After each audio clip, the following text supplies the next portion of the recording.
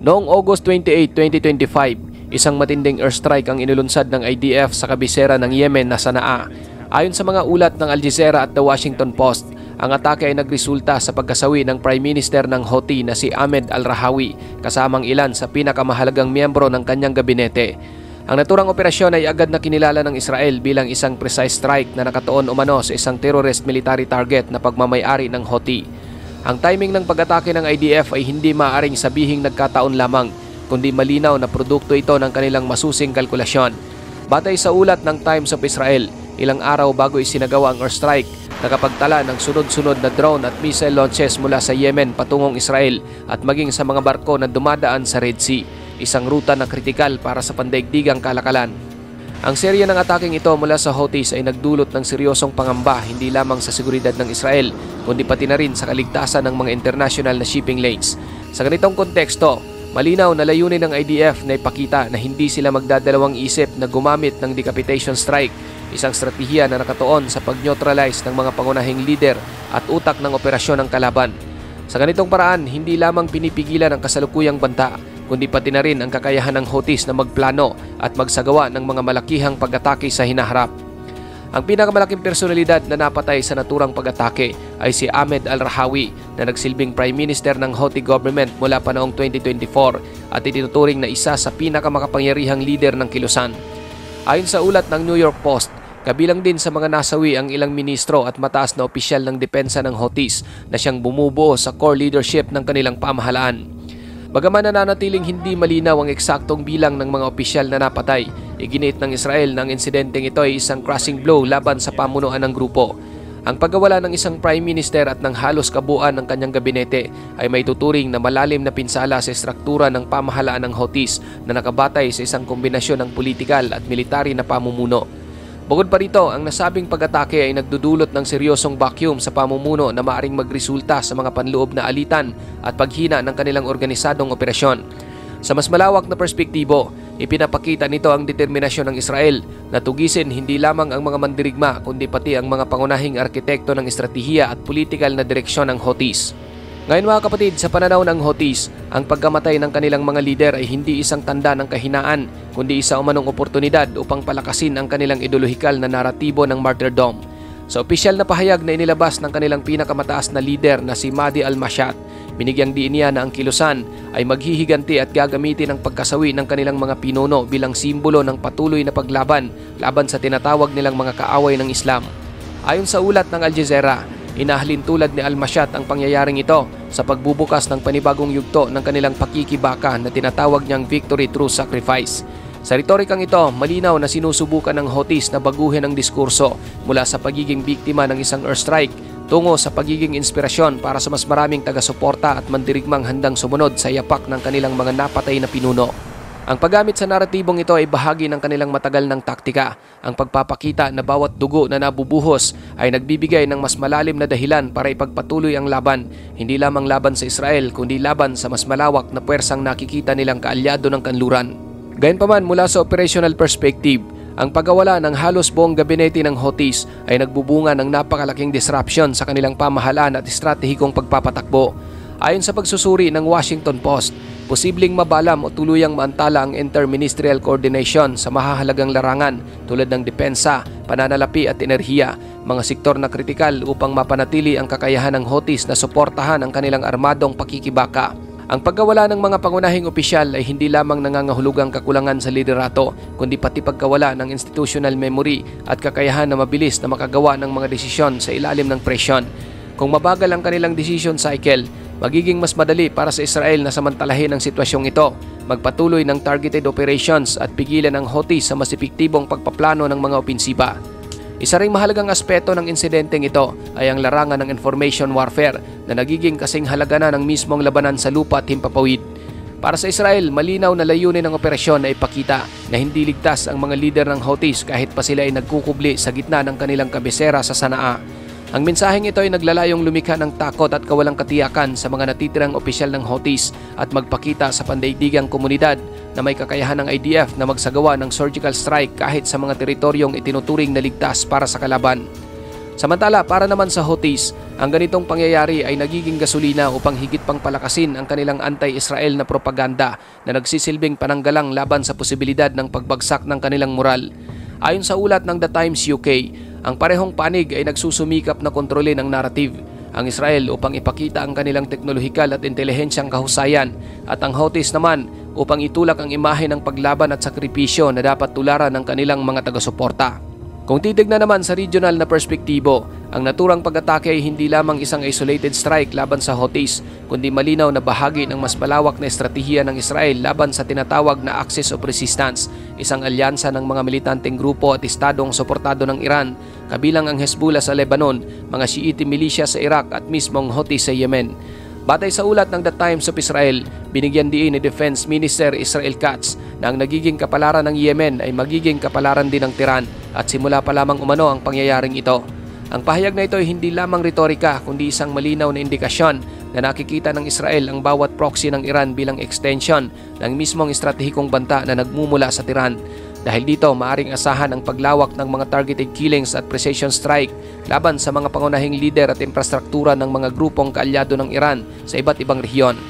Gayunpaman, hindi dapat maliitin ng Israel ang resiliency ng Houthis sapagkat sa kabila ng bigat ng pinsala sa kanilang pamunuan, nananatiling matatag ang kanilang mga ugat sa lipunang Yemeni. Ayon sa mga eksperto na tinukoy ng Washington Post, ang kilusan ay may malalim na network sa mga tribo ng Hilagang Yemen na nagsisilbing kanilang pangunahing base ng suporta at pinagmumulan ng recruitment.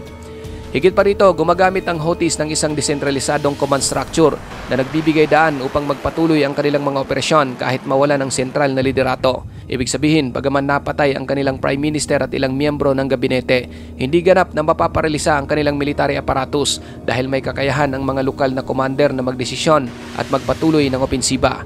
Bagamat nasawi ang Prime Minister, ang tunay na nagdidikta pa rin ng estratehikong direksyon ng kilusan ay si Abdul Malik al-Houthi, ang matagal ng lider na may makapangyarihang impluensya sa ideolohiya at disiplina ng kanilang puwersa. Dahil dito, bagaman malaki ang naging dagok ng operasyon ng Israel, hindi pa ito nangangahulugang matatapos ang kapasidad ng Houthis na lumaban o maglunsad ng bagong opensiba. Sa usapin naman sa Red Sea shipping lanes, ang agarang pangamba ay ang posibleng epekto nito sa global trade na umaasa sa rehiyong ito bilang isa sa pinakamahalagang ruta ng kalakalan sa buong mundo. Bagaman pansamantalang humina ang command and control structure ng Houthis matapos ang pagkamatay ng kanilang mga pangunahing lider, nananatili ang kanilang kakayahan na maglunsad ng maritime harassment laban sa mga barkong dumaraan. Ayon sa ulat ng Reuters, may malaking posibilidad na muling tumaas ang insurance premiums para sa mga shipping companies dahil sa panganib na madamay sa drone attack, missile strike o pagharang ng Houthis. Ang ganitong sitwasyon ay maaaring magtulak sa ilang kumpanya na umiwas sa Red Sea at dumaan na lamang sa mas mahabang ruta sa paligid ng Cape of Good Hope, isang desisyon na magdudulot ng dagdag na gastos, pag-aantala at posibleng pagtaas ng presyo ng mga bilihin sa pandaigdigang merkado. Kaya't kahit humina ang pamunuan ng Houthis, ang kanilang kapasidad na makapinsala sa pandaigdigang kalakalan ay nananatiling seryoso at nakakaapekto hindi lamang sa Israel kundi buong international na komunidad. Sa mas malawak na geopolitical lens, ang insidenteng ito ay nagpapakita ng mas agresibong posisyon ng Israel sa labas ng tradisyonal nitong battlefronts. Ayon sa Al Jazeera, ito ang unang pagkakataon na hayagang tinarget ng Israel ang core leadership ng Houthis sa mismong Sanaa. Isa itong mensahe na walang ligtas na teritoryo para sa mga kaalyado ng Iran. Sa kabilang banda, inasahang tataas ang risk ng retaliation. Ayon sa ulat ng Times of Israel, maaari nating makita ang pagdami ng anti-shipping attack sa Red Sea at posibleng long-range missile launches patungong Israel. Ito ay magiging test case kung gaano kahanda ang Israeli defense system laban sa multi-theater retaliation. Mahalagang tandaan na ang Estados Unidos at United Kingdom ay may kasalukuyang maritime campaign laban sa Houthi attacks. Ayon sa Washington Post, ang direktang leadership strike ng Israel ay maaring magbukas ng bagong layer sa international response. Maaari itong maglagay ng pressure sa mga mediator tulad ng Oman at United Nations upang muling itulak ang de-escalation talks. Ngunit kung ang retaliation ng Houthis ay magiging mas matindi, posibleng lumalim pa ang pakikialam ng Iran. Ayon sa mga source ng Al Jazeera, bagamat hindi inaasahang sasagot ang Tehran ng direkta, posibleng palakasin ito ang intelligence support, weapons pipeline at propaganda backing para sa Houthis. Ito ang paraan ng Iran upang mapanatili ang influence nito habang iniiwasan ang direktang gulo sa Israel. Ang epekto naman sa loob mismo ng Yemen ay hindi rin maliit. Ayon sa mga ulat, posibleng magkaroon ng power struggle sa pagitan ng mga tribal sheikh, technocrats at iba pang power brokers na nakikinabang sa war economy. Sa propaganda level, inaasahan ding magpapatuloy ang Houthi narrative ng martyrdom. Ang kasaysayan ng kanilang kilusan ay nagpapakita na mas lalo silang nakakapag-mobilize kapag nakakaranas ng mabibigat na dagok. Ayon sa Times UK, ito ang magiging susi sa kanilang recruitment at fundraising campaign. Mula naman sa pananaw ng Israel, malinaw ang teorya ng kanilang itinuturing na strategic victory. Batay sa ulat ng Washington Post, pangunahing layunin ng mga airstrike na tulad nito ay ang sirain ang kill chain ng Houthis mula sa antas ng pagpaplano, koordinasyon hanggang sa aktwal na pag-atake upang maging sporadic, hindi sustainable at labis na magastos ang bawat opensiba na kanilang ilulunsad. Kung magtatagumpay ang estratehiya ng Israel, hindi lamang mababawasan ang bilang at bisa ng mga drone at missile launches, kundi pati ang economic at political returns na nakukuha ng Houthis mula sa kanilang opensiba. Sa kalaunan, maaari silang mapilitang mag-recalibrate o baguhin ang kanilang estratehiya, bagay na magbibigay ng mas malaking kaalamangan sa Israel sa larangan ng military at diplomatikong pakikipaglaban. Sa puntong ito, ipinapakita ng IDF na ang kanilang layunin ay hindi lamang pumaslang ng mga lider, kundi baguhin mismo ang dynamics ng digmaan sa paraang pabor sa kanila. Ngunit may kaakibat na malaking panganib ang estratehiyang ito ng Israel. Sa kasalukuyan, sabay-sabay na nakikipaglaban ng IDF sa Gaza, Lebanon, Syria at ngayon ay sa Yemen, na nagbubukas ng posibilidad na sila mismo ay ma-overextend o maabot ang hangganan ng kanilang operational na kapasidad. Ayon sa ulat ng Al Jazeera, ang ganitong uri ng multi-front commitments ay nagdudulot ng matinding pressure hindi lamang sa kanilang mga sundalo, kundi lalo na sa kanilang intelligence capabilities na kailangan mag-monitor ng maraming banta sabay-sabay. Bukod dito, mabilis ding nauubos ang kanilang precision munitions stockpile na mahalaga sa pagpapanatili ng kalidad ng kanilang surgical strikes. Kapag lumala ang sitwasyon, posibleng bumagal ang kanilang response time, tumaas ang collateral damage at lumitaw ang kahinaan na maaring samantalahin ng iba pang kalaban, lalo na ng Iran na matagal nang naghahanap ng butas upang kontrahin ang estratehiya ng Israel. Ngayon mga kapatid, sa susunod na mga linggo, 3 bagay ang dapat bantayan. Una, kung gaano kabilis mapupunan ang leadership vacuum sa loob ng Houthis. Ikalawa, kung tuloy-tuloy o babagal ang kanilang missile at drone launches. At ikatlo, kung maglulunsad muli ang Israel ng panibagong decapitation strike laban sa natitirang Houthi officials. Ang mga elementong ito ang magsasabi kung sino ang magtatamo ng upper hand. Para sa global trade at shipping, ang sitwasyong ito ay magpapatuloy na magpapataas ng tensyon. Batay sa Reuters, ang insurance cost at freight rate sa Red Sea ay maaaring manatiling mataas sa loob ng mga buwan kung hindi agad makokontrol ang Houthis. Ito ay may direktang epekto sa presyo ng langis at iba pang mga pangunahing kalakal.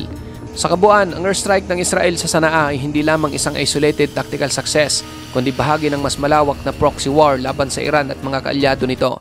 Ang pagkamatay ni Ahmed al-Rahawi at ilan sa kanyang gabinete ay tiyak na magpapahina sa command structure ng Houthi sa maikling panahon. Ngunit hindi nito titigil ang kanilang operasyon. Ang susunod na kabanata ay nakasalalay kung gaano kabilis makakabangon ang Houthis at kung hanggang saan ang determinasyon ng Israel na ipagpatuloy ang serye ng ganitong operasyon. Ikaw kapatid, ano ang masasabi mo sa videong ito? Para sa iyong opinion, i-comment mo na yan sa ating comment section sa ibaba. At kung nagustuhan mo naman ang videong ito, paiwan naman ako ng like at pasubscribe na rin sa ating munting channel. Maraming salamat sa panonood hanggang sa susunod na naman nating upload. Peace out!